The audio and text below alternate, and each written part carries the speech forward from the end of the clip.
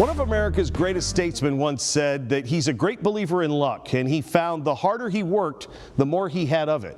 That was Thomas Jefferson. Another of our country's great statesmen once helped out someone he saw putting in hard work every day. And that leads us to tonight's story. Casey, can you just fill in the spots? Like most coaches, VCU women's lacrosse head coach Nicole Flores got hooked on her chosen sport at a young age.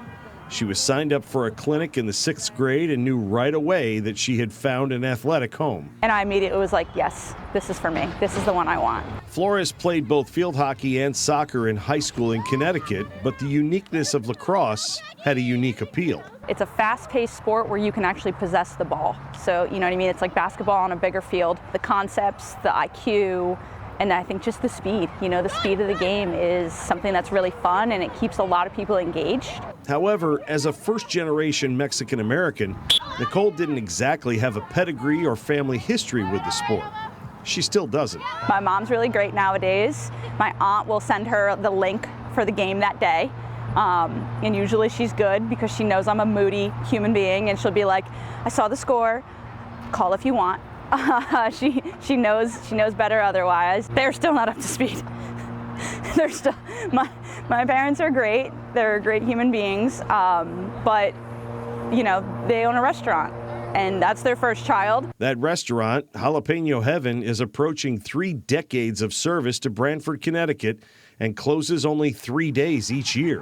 Why did we do that drill? Flores may not have inherited her athletic ability, but she did get her work ethic from her parents. Hard work brings you places. I think between the two of them, you know, my dad is an immigrant. My mom never even graduated high school, which I didn't even know, because she has had such a successful job and run the business so well. Her father, Hector, originally came to the U.S. illegally and was deported for a time. But at that time, he worked at a restaurant in Georgia where he built a friendship with one of the regulars, who helped his favorite employee come back legally, and who also went on to bigger and better things. The one and only Jimmy Carter, who happened to be the governor at the time, but it's one, such an impressive and random thing to have happen, but two, like, I wouldn't be here without that. And it's, you know, I think it's the relationships that you make and the person that you are that, you know, helps you along the way. In her parents' restaurant, Flores did every job growing up, from waitressing and food prep to learning the books and doing payroll. She also learned that how you treat people goes a long way in many different walks of life. It can help with customers and recruits in very similar ways. My upbringing is just like coaching in a sense because of recruiting and relationships. You know, I can still have a spot in my brain for certain people's orders and when they walk in, because that same relationship that you build with a customer is the same way it's recruiting and your team just getting to know and, you know, inviting them into your family. Flores admits she didn't know most of her father's story until she did a report on him for her American Heritage class in high school.